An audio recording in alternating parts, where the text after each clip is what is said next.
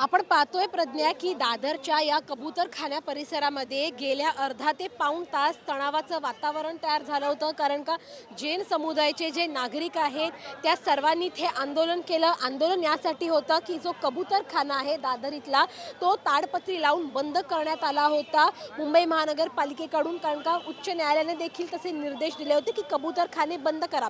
परंतु उच्च न्यायालयाचा निकाल झुगारून जे आदेश काल मुख्यमंत्री देवेंद्र फडणवीसांनी दिले होते त्या आदेश देखील झुगारत इथे जैन समाजाने आंदोलन केलं आणि या जे इथे ताडपत्री लावल्या होत्या त्या ताडपत्री त्यांनी अक्षरशः चाकूने फाडल्या। आपण पाहतोय की पोलिसांनी प्रज्ञा इथे बऱ्यापैकी हे सगळं प्रकरण आता हाताळलं आहे। पोलिसांकडून इथे शर्थीचे प्रयत्न केले गेले होते, कारण का जैन समाज इथे आक्रमक झाला होता, मात्र पोलीस इथे मोठ्या फौज फाटेने आले आणि पोलिसांनी जवळपास पाऊण तास हा जो सर्व इथे परिसर आहे त्या परिसराची गर्दी हाताळली आणि जे जैन समाजाचे नागरिक आहे त्या जैन समाजानं हे जे समोरच जैन मंदिर आहे कबूतरखान्याच्या समोर त्या सगळ्यांना आत ठेवलं आहे आणि दार देखील लावून घेतले आणि आपण पाहतोय की पोलीस मोठ्या संख्येने या जैन समाजाच्या मंदिराबाहेर जमलेले आहेत, कारण का कोणीही बाहेर येऊ नये आणि पुन्हा एकदा तणावाचं वातावरण इथे तयार करू नये यासाठी आता पोलिसांनी इथे पूर्णपणे खबरदारी घेतली आहे। मात्र आपण ही कबूतरखान्याची हालत पाहतोय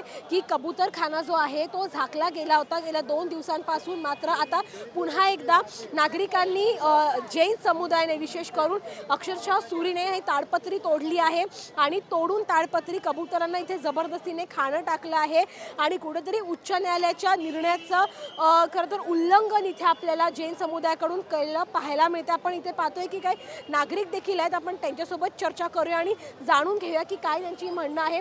काय सांगाल, ज्या पद्धतीने जैन समाजाने हे कबूतरखाना सुरू केलं आहे ते योग्य आहे का? योग्यच आहे, आपल्याला खायला पाहिजे की नाही, ते लोकांना पण खायला पाहिजे ना। पण मुंबई उच्च न्यायालयाने सक्त निर्देश दिले होते, मुख्यमंत्र्यांनी देखील सांगितलं होतं की आपण निर्णय घेऊ, मग इतका आक्रमकपणा का? आज 3 दिवसामध्ये 2 ते 3 हजार कबूतर मारायला गेले, तर आपण एका माणसं इथं जाताना कोणाला चक्कर आले तर आपण त्याला पाणी देतो, त्याला बसायला जागा देतो, हवा देतो, तर ह्याला पण नको।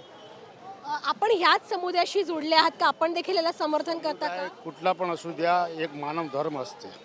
पण आता प्रश्न हा उपस्थित होतो की जो जैन समाज ह्या कबुतरांसाठी इतका पुढे आला आहे हे योग्य आहे, मुख्य प्राण्यांसाठी समोर येणं योग्य आहे, पण त्याच जैन लोकांनी या जैन मंदिरामध्ये कबुतरांचं जाळं का लावलंय? मग कबुतरांना ते आत का येऊ देत नाही? ते लोक वरती राहायला दुसरे लोक आहे, ते आपलं साधू भगवंत वगैरे राहिला आहे, ते झाडे त्या हिशोबाने लावलेली सेफ्टीसाठी लावलेली आहे, बाकी काही नाही।